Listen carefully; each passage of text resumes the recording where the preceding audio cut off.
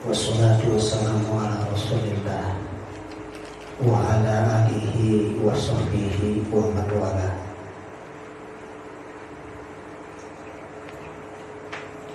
Amma ba'du.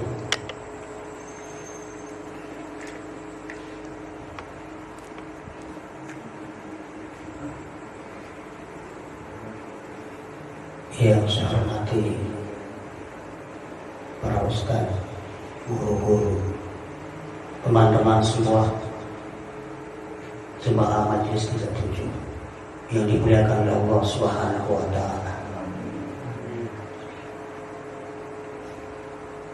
Tidak ada kata yang pantas yang terucap dari lisan kita selain rasa ucapan syukur kita kehadirat Allah Subhanahu wa taala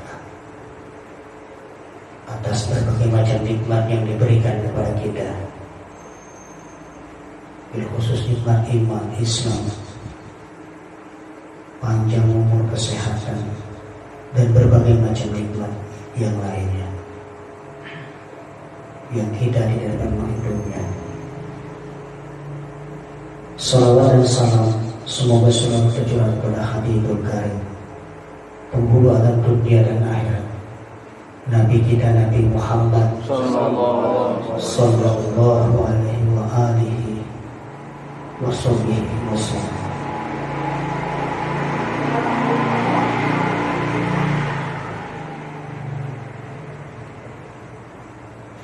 Jemaah, kalau yang lalu kita bercerita bagaimana mulia itu Imam Syafi'i, orang yang segitu mulianya, segitu agungnya, bahkan masih ada di dunia, udah dikasih kabar sama Rasulullah, dibangunkan bangunan yang sangat megah di surga.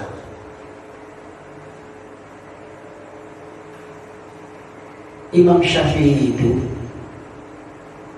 beliau itu bukan cuma ahli syariat, bukan cuma ahli fuqaha, tapi dia juga ahli hakikat, ahli ma'rifat, ahli tarekat.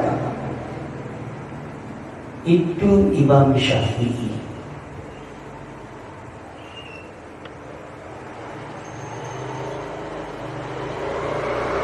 Jadi beliau itu bukan cuma hanya mengarang kitab,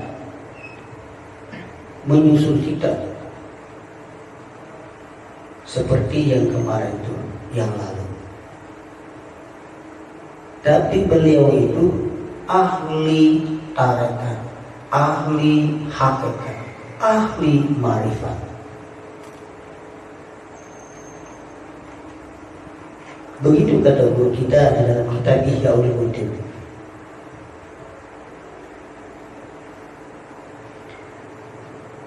Ahli syariat,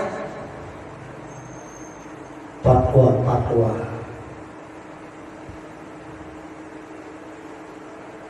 karangan kitab-kitab. Ahli hakikat, kalau orang ahli syariat ketemu dengan orang ahli hakikat, ini udah pasti ribut. Kenapa? Kalau ahli hakikat mengatakan hitam, ahli syariat mengatakan putih. Ahli hakikat mengatakan benar, ahli syariat mengatakan salah. Jadi nggak pernah akur, nggak pernah cocok. Itu antara orang ahli hakikat dengan ahli syariat. Dia berkata hitam, ahli syariat mengatakan putih. Begitu sebaliknya, orang ahli syariat mengatakan hitam, ahli hakikat mengatakan putih. Jadi nggak pernah cocok.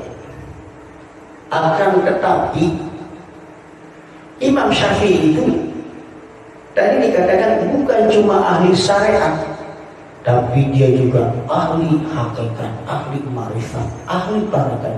Jadi kedua-duanya. Sehingga apabila ada ulama duduk bareng bersama Imam Syafi'i, nggak ada itu ribut-ribut, nggak ada. Karena Imam Syafi'i itu orang yang betul-betul ahli di antara keduanya itu. Itu Imam Syafi'i. Contoh, kemarin itu ada kawan kita itu dari mana tuh? Nah, Kroya. Dia pasang di Facebook. Booming betul itu, ramai betul. Itu kan bercerita. Dia menceritakan gurunya tentang ahli hakikat. Sementara orang yang berbicara di Facebook itu ahli syariat semua. Jadi tidak ada satupun yang mengerti pembicaraan daripada ahli hakikat. Saya senang aja dengerinnya, ramai jadinya. Saya bilang, kenapa nggak dikatakan saya sebagai orang gila saja? Saya lagi senang. Saya senang dikatakan orang gila. Kenapa? Semakin banyak orang yang membenci, semakin banyak orang yang memfitnah. Kalau kata guru kita itu, kali cuma 10 orang kecil, 50 orang kecil, 100 orang kecil, 1000 orang kecil, gak ada apa-apanya. Semakin banyak kamu dibenci, semakin banyak kamu difitnah, semakin banyak orang itu menghujat kamu, semakin tinggi mulia pangkat derajat orang itu. Itu kata guru kita. Jadi pembicaraan antara ahli syariat dengan ahli hakikat tidak pernah itu akur. Karena itu Imam Syafi'i itu ya, bukan cuma ahli syariat, bukan cuma ahli hakikat, tapi dia itu kedua-duanya. Jadi gak pernah ada keributan. Gak pernah ada keributan di zaman Imam Syafi'i. Itu baru dipasang oleh muridnya di Facebook. Itu semua suaranya hujatan semua, saling menghujat. Kenapa ahli hakikat itu berkata demikian? Karena dia melihat dengan nurnya Nabi Muhammad. Jadi rahasia yang ada di dalam dirinya itu, rahasia itu ditunjukkan sama Allah. Dia melihat betul. Itu ahli hakikat itu begitu. Ahli marifat itu begitu. Makanya nih banyak di antara kita, kalau dikatakan ahli hakikat, dia melihat satu-satu semua. Tidak datang baik-baik. Padahal ahli hakikat melihat semua apa yang ada benar dalam hati kita yang paling dalam. Itu ahli hakikat. Kan kalau kita datang ke rumah guru kita itu jangan sembarangan. Karena dia itu ahli hakikat, ahli syariat itu guru kita. Jadi apapun yang ada dalam hati kita, dia ketahui. Kebanyak itu yang mau datang itu cuma hanya pengen tahu, balik lagi. Padahal ini gurunya tahu, orang ini cuma hanya pengen tahu saja. Ada lagi yang datang juga pengen ngambil ilmunya saja. Ya sudah dapat ilmu, dia merasa bisa, sudah dapat, pulang dia tinggalkan. Padahal rahasia daripada ilmu seorang guru, barokah, keberkahan ilmu daripada guru itu yang utama. Ilmu kecil, ilmu di jalan bisa kita dapat. Ilmu di jalan bisa kita dapat. Bagaimana ilmu di jalan bisa kita dapat? Kita jalan ada di sini sampai ke Palu. Orang ngomongin bisnis, dapat kita ilmu bisnis. Orang berbicara tentang motor, kita punya ilmu motor. Orang berbicara tentang hadis, kita sudah dapat ilmu hadis. Itu artinya ilmu bisa kita dapat di jalan. Berbagai macam orang di jalan, disitulah ilmu kita dapat. Jadi berkah ilmu ya adalah dari guru. Berkah guru, kalau ilmu gampang. Karena itu guru saya jalani guru kita Abah Dolo ya. Apabila ada orang Baduy, ini ilmu hakikat sebenarnya. Apabila ada orang Baduy ya, orang gunung, orang Dayak datang, saya tatap wajahnya, ulang dia jadi orang paling alim. Itu namanya ilmu hakikat. Ilmu itu diturunkan begitu saja. Apa cuma gerak hati doang? Pernah ada satu kali waktu murid jemaah kita tuh pengen belajar, pengen dibaiat tentang tarekat. Mana ada orang itu ikut lagi ke orangnya? Bangunin orangnya. Enak bener tidur. Apaan dibilang? Dengar.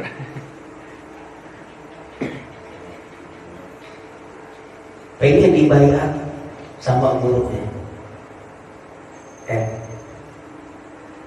Apa dengar tuh? Guru kita dengar tuh. Padahal jauh cuma pengen gerak hatinya. Dengar nih gerak hati anak muridnya. Apa beliau bilang? Hanya cukup kamu saja dengan gerak hati saya. Itu namanya ilmu hakikat. Cukup gerak hatinya. Imam Syafi'i itu kedua-duanya dia pegang. Gayanya apabila ada ulama, ada ustaz, ada ulama sama ustaz. Ini kan kita kadang-kadang begini. Kadang-kadang ada ustaz sebelah kita datang yang kita nggak kenal. Ada di hati kita tuh merasa disaingi sama dia. Ini berarti hati orang itu belum bisa dia itu membersihkan penyakit hati yang ada di dalam dirinya. Bagaimana dia bisa masuk ilmu hakikat kalau ada di dalam dirinya itu merasa disaingi atau tersaingi? Jadi tidak bakalan itu masuk ilmu hakikat. Imam Syafi'i mau duduk sama siapa saja, dia duduk sama ahli syariat sama saja, dia duduk dengan ahli hakikat sama saja. Jadi Imam Syafi'i itu orang yang betul-betul mendidik hatinya bersih. Maka itu di dalam pelajaran tarekat itu kita dididik untuk berzikir hati. Itu tujuannya. Nanti kalau sudah pada jadi ustaz, jadi ulama-ulama, jadi orang terkenal, hati kita ini ketika ketemu dengan orang-orang atau ustaz-ustaz, jangan merasa disaingi. Jangan merasa disaingi. Jadi membentuk hati di dalam pelajaran tarekat. Imam Syafi'i itulah yang paling sempurna. Tapi dia tutup, ya Allah, berikanlah hamba-Mu kemuliaan, keramat, dengan Kau tutup rahasia hamba-Mu ini. Itu Imam Syafi'i. Jadi contoh kalau mau jadi ulama, mau apa saja. Kalau kita mau belajar ilmu hakikat, belajar ilmu tarekat, belajar ilmu ma'rifat, belajar membersihkan hati, masih kita marah sama orang, masih kita itu merasa disaingi, boleh kita belajar, tapi sesungguhnya secara hakikatnya belum mampu kita. Jadi apabila ada orang tuh ahli hakikat berkata dengan ahli syariat, tidak pernah itu sama. Itu contoh kemarin loh. Saya sengaja, ayo pasang di Facebook. Suara apa yang bakal keluar? Dan semua marah nih, semua marah. Yang di sana marah, semua marah. Saya dengerin aja.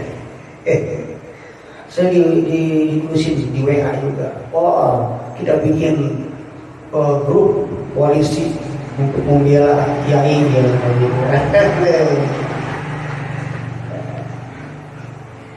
belum paham ya rupanya. Ya itu saja ya. Imam Syafi'i itu bukan cuma ahli syariat, tapi dia juga ahli hakikat. Tahu semua. Bukan Imam Syafi'i itu pernah satu kali waktu dibikinin, dia mau jahit baju tangan mah dibikin gede sebelah, bajunya tuh, tangan bajunya tuh jahit. Ini tukang jahit tahu ini ulama besar, tapi dia itu ya karena gak senang sama Imam Syafi'i, ya akhirnya apa dia buat? Dia bikin gede sebelah. Ya udah dipakai, semua orang tertawa semua sama Imam Syafi'i. Imam Syafi'i itu diolok-olok, pakai pakaiannya cakep banget kayak gitu, dalam olok-olok bahasa itu gede sebelah. Imam Syafi'i jawab, ini baju bagus bener ya Allah, alhamdulillah itu. Karena hatinya bersih. Apa? Dia bilang ini untuk naruh kitab di sebelah sini. Itu Imam Syafi'i diolok-olok. Ini kalau dengan baju kita ini kan panas kan betulnya. Ini bikin baju gede semua. Yang sebelah yang paling gede dia bilang apa? Untuk naruh kitab. Bagaimana bersih hati orang itu? Selalu melihat dengan kebaikan. Jadi selalu dia melihat dengan kebaikan. Tidak ada bersangka sama orang. Itu Imam Syafi'i. Jadi kalau mau belajar ilmu hakikat, dia belajarlah sama Imam Syafi'i. Belajar sangka baik kita sama manusia, sama kawan, sama teman. Begitu. Terlebih-lebih sama Allah dan Rasulnya. Jadi jangan pernah ada disimpan di dalam hati yang gak bagus.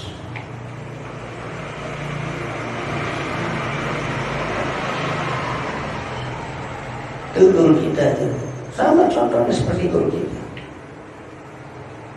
Hakikat. Tidak pernah dia tunjukkan, padahal ilmunya segudang. Yang dia tunjukkan syariat selalu. Itu guru kita. Ya, mudah-mudahan kita bisa ngikutin ya. Nah, yang sedikit ini, ya. Ini sedikit tapi berat. Ini paling berat. Kenapa? Coba Ustaz sama Ustaz ketemu, itu hatinya yang dijaga, itu hati. Ini ahli sama-sama ahli syariat, ya sudah datang tahlilan, ada orang meninggal, kok nggak kebagian, dia minta bikin Yasin, dia berdoa, doa pertama, doa kedua, dia suruh ceramah. Satu lagi Ustaz, satu lagi nggak kebagian, dia kesinggung dia. Jadi berebut doa, berebut mimpin Yasin, berebut ceramah.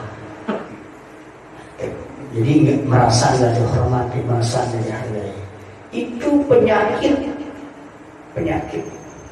kata Imam Syafi'i, itu penyakit. Jadi kalau udah belajar tarekat, hilangin yang begitu, ya, hilangin yang begitu. Dikasih kesempatan, kita lihatnya Allah yang kita lihat. Allah itu menggerakkan hati orang itu untuk kita ditugasin. Untuk kita ditugasin. Jadi bukan karena orang itu, bukan makhluk yang kita lihat, bukan manusianya atau MC atau pembawa acaranya, bukan. Tapi kita lihat Allah, dia gerakan hati si MC, si pembawa acara itu untuk menunjuk siapa yang bakal ditugaskan. Itu. Jadi yang kalau kita mau belajar ilmu hakikat itu, oh berarti digerakkan hati orang itu. Begitu juga. Ini kan sekarang zaman orang ini, di sekarang ini dibilang kris moneter kagak. Ya. Tapi orang semua pada carut marut pikirannya berbicara tentang ekonomi. Susah semua orang. Tapi kita nih yang melihat ini adalah kebaikan dari Allah, kebaikan dari Allah.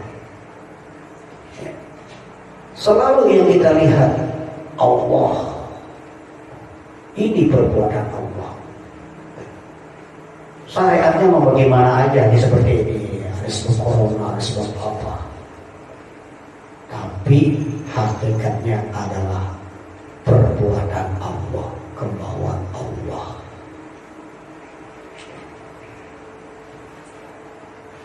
Kita melihat selalu sama Allah, bercermin kepada Allah.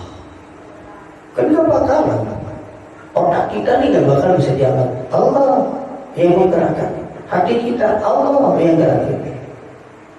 Begitu juga rezeki kita. Rezeki kita Allah yang menentuin, yang ngatur. Begitu.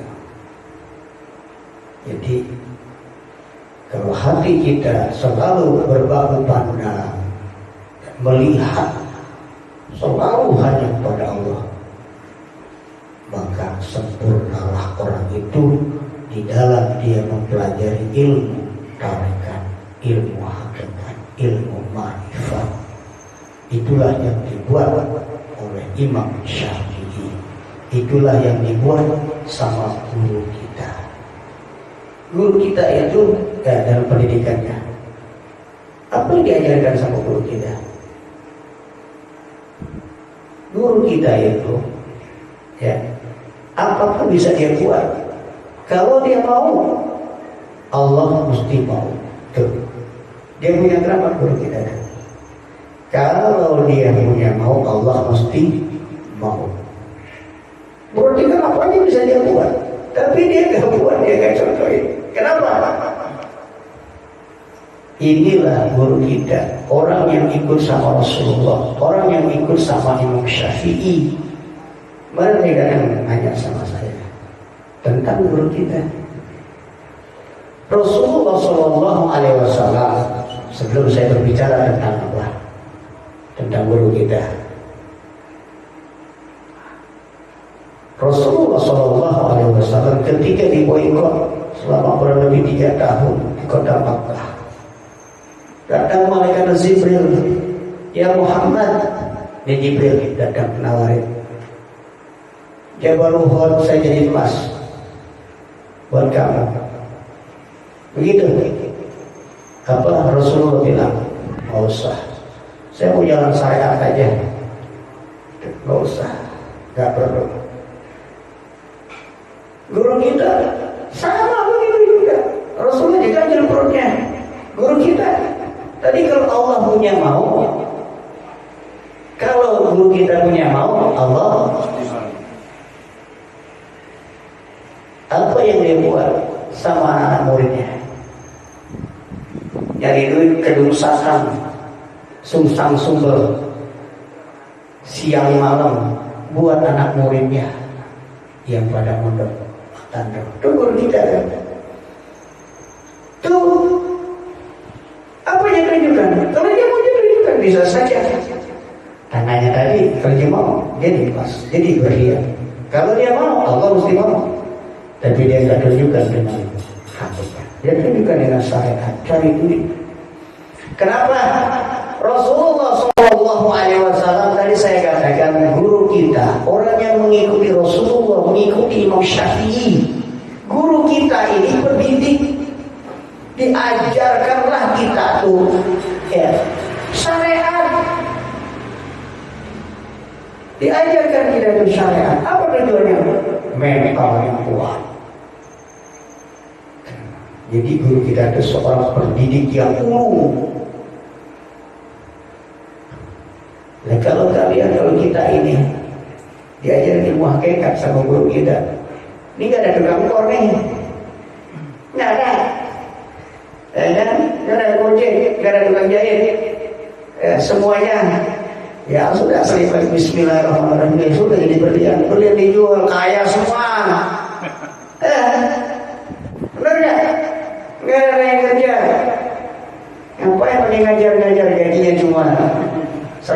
seminggu. Amin. Ya kan? Tapi guru kita tuh, ya, dia didik kita itu. Maka guru kita itu seorang pendidik yang buruk. Rahmatnya dia pencar-pencar ya bagi-bagi. Tuh Rasulullah juga begitu. Imam Syafi'i juga begitu. Dia tutup rahasianya. Rasulullah dia tutup juga mujizatnya untuk umatnya. Abang guru kita tuh habis syakka fil mahdi Abu Bakar bin Salim pun sama. Dia tidak tunjukkan keramatnya. Dia bagiin keramatnya untuk murid-muridnya. Makanya dia bilang, kalau kamu pengen lihat keramat saya, keluar dari pondok. Pengen lihat keramat saya di dalam pondok aja tahun-tahunan di situ. Ya kamu paling juga kasih makan, dikaji sama Umi Wahidah, begitu, ya kan?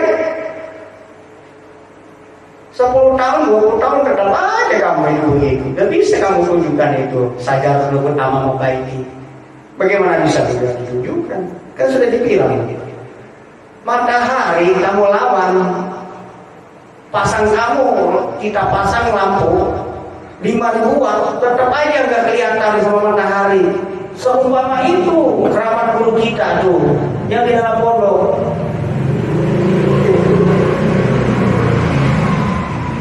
Sampai kapan pun digaji sama Umi Wahidah, sama Habib Muhammad. Ya, yang masih mondok ya. Jadi dia tahu gak bakal bisa terkenal. Menjadi jangan gak bakal jadi pejabat terkenal juga. Mau jadi pengusaha gak bakal bisa jadi. Kalah semua. Karena rezekinya ngumpul sama matahari itu. Itu guru kita, itu Rasulullah, itu Imam Syafi'i. 3 orang ini orang besar yang memiliki kemuliaan di mata Allah, tapi dia tutup rahasianya, dia tutup kemuliaannya dengan jalan syariat. Kan Rasulullah diganjil punya satu laprannya ketika dibuat mengatu. Itu kan menunjukkan. Makanya orang yang sakti, orang yang hebat di dalam Islam itu adalah orang yang akidahnya kuat, tinggi, tauhidnya kuat. Dia tahu bukan sakti yang bisa terbang, ya kan, bisa ngidupin burung, bisa ngidupin ayam. Saya kemarin kayak begitu. Wali kutub itu bisa ngidupin orang sudah mati, kayak seperti Tuan Guru Sayyidina Syekh Al-Jalani, la ilaha illallah Muhammad Rasulullah. Ini kawan-kawan kita di luar sana. Apakah guru kita pernah tunjukkan kalau orang sudah mati dibangunin lagi supaya hidup? Enggak. Mendidik seseorang dengan jalan syariat, dengan jalan syariat. Hakikat di dalam ini lihat, malaikat dukung. Ya para ulia itu kekasih Allah ada di belakang dukung, lihatin. Cuma hanya ditampakkan dengan syariat sebenarnya. Tahu-tahu kamu jadi orang berhasil. Tuh seperti itu. Guru kita nggak tunjukkan itu orang yang mati hidupin, tapi kita dididik untuk menjadi orang yang hebat, buat akidah, buat tauhid kita. Cari terus berusaha.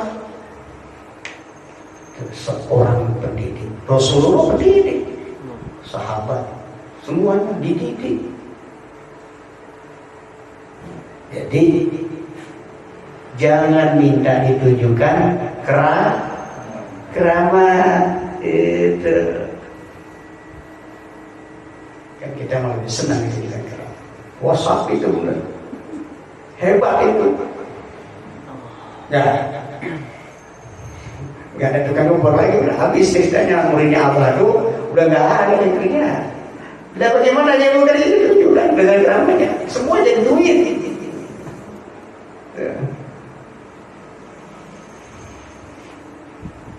Berlian 1.000 karat, 2.000 karat.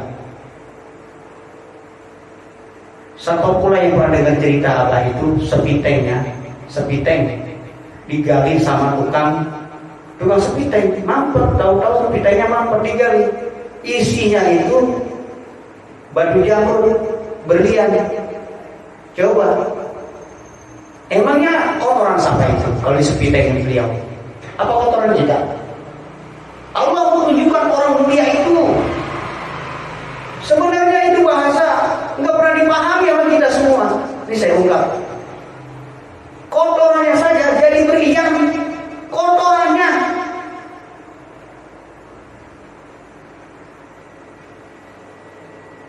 Ya kan? Masih di Surabaya, mampir itu sepitenya, digali.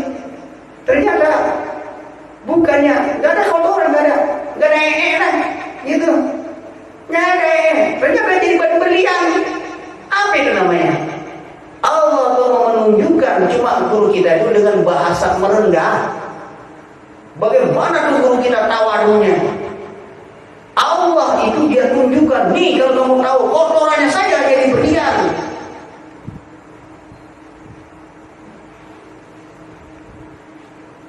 Tapi guru kita pura-pura tidak tahu, pura-pura bodoh.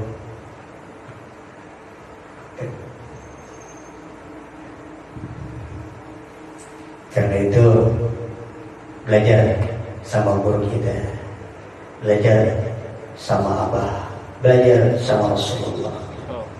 Pendidik yang ulung tiga ini, Rasulullah, Imam Syafi'i, Abah. Walaupun sehebat apapun dia nggak tunjukkan, dia nggak tunjukkan. Mudah-mudahan kita bisa, ya kan? Bisa. Kan tahu-tahu, wah, misalkan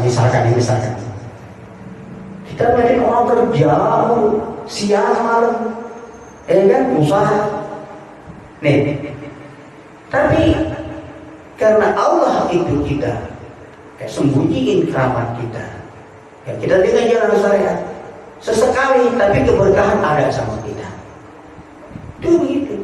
Mau apa kita? Allah dikasih tidak punya, tidak semua. Pengen apa yang kita inginkan dikasih sama Allah. Itu tandanya orang yang hidupnya barokah. Tapi harus capek-capek. Zikir. Ya kamu pikir nggak zikir. Nonton TV beri zikir. Ya kita mau nonton TV, apa nangis-nangis gitu di sinetron. Sebab bilang guru kita nggak nonton TV. Nonton TV. Semalam saya nonton TV juga sama murid saya. Dia nonton TV, kloker. Saya dengerin aja, pengen tahu nih jantungnya bunyinya. Bunyinya kloker. Kan saya udah ajarin kalau tidur tarik nafas Allah.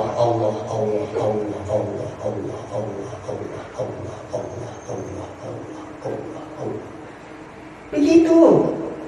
Belajar mendidik itu hati itu. Baru tidur, baru nonton TV ya Allah. Lah kan mata lo bisa nggak nonton TV begitu ya. Tapi hati kita kan bisa berzikir Allah. Allahumma sholli ala sayyidina Muhammad wa ala sayyidina Muhammad. Allahumma sholli ala Muhammad wa ala sayyidina Allahumma sholli ala sayyidina Muhammad. Bisa aja. Astagfirullah. Ya Allah. Saya pengen tahu nih, udah jam 2 aja bangun aneh, enggak gitu bangun.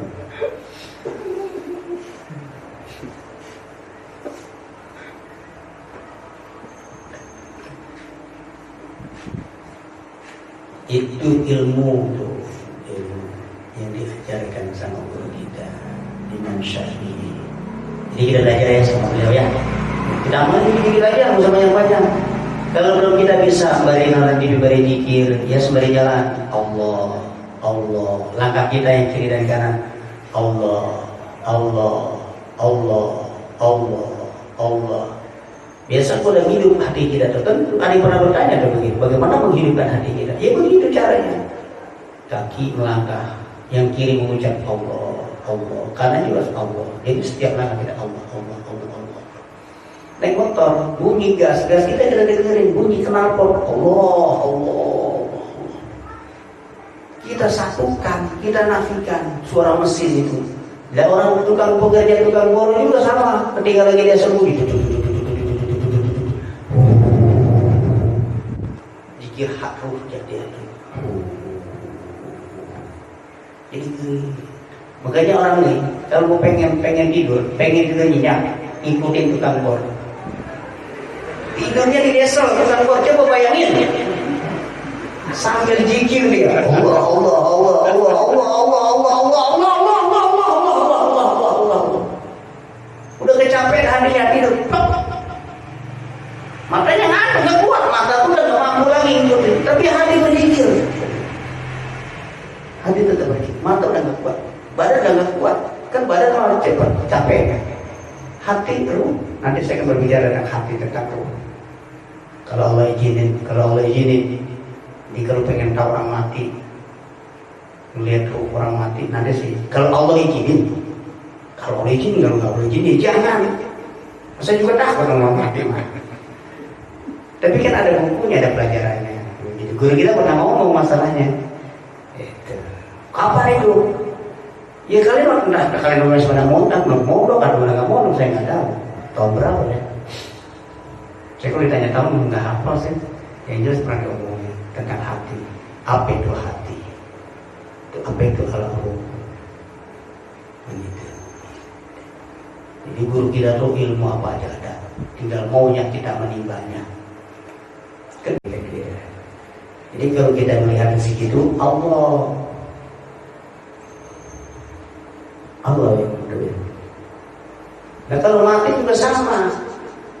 Gak mati, sampai nentuin. Sakit. Yang orang sakit, nggak mati. Apa bunuh diri, minum obat penyambung serangga? Enggak sembuh, udah nggak minum serangga, nggak mati juga lagi. Harus sembuh. Mati. Jadi rezeki mau udah ditentuin ya sama Allah. Lalu guru kita ngasih ilmu itu untuk apa? Untuk apa? Ayo coba cari. Sekarang saya tanya. Tadi saya tanya. Kita dikasih ilmu saja nubut amama baiti. Oh, tapi kita ini ya rezeki kita sudah ditentuin. Lalu apa fungsinya? Ayo. Hei, halo. Udah malam ya. Orang sekolah dari SD, SMP, SMA, sarjana S1, S2. Kalau memang dia itu sudah punya rezeki, nggak pakai S2 juga, dia tetap tadi saya bilang 1 hektar yang punya warisan. Saya punya warisan 1 hektar di Jakarta. Kalau ada yang itu mau dijual, mau beli. Kan begitu. Orang itu dikasih ilmu, dia seperti orang sekolah sampai S2, S3, S4. Banyak kan S4, S5, beku otaknya akhirnya. Banyak kan S. Jadi ketika dia itu menjalani, mengambil rezekinya, karena dengan ilmu nggak susah-susah, ada ilmunya. Rezeki kita ditentuin misalkan 1 juta 1 hari. Karena kita orang pendidikan sampai S2, ngambil rezekinya tanda tangan doang. Coba tukang bor 1 juta 1 hari. Ayo coba, udah kakinya pada hitam, pada dekil semua, ototnya, tangannya kapalan, panasan. Itu namanya orang punya ilmu. Dikasih kita sama ilmu sama Allah saja nubut. Gampang cara ngambilnya. Ya, mudah-mudahan bisa kita pahami ya. Jadi kalau ada ilmu mah hidupnya tenang. Gitu. Orang rezeki kita ini hari lagi nggak ada. Jangan takut. Nggak ada orang nggak punya rezeki. Kita disuruh istirahat sama Allah ini hari ini kerja. Kemarin banyak pekerjaan. Kita disuruh kerja. Terus sekarang suruh istirahat. Sama tuh kalau tukang bor, musim hujan capek nungguin kerjaan. Musim panas capek sama kerjaan. Lalu udah musim panas tukang bor.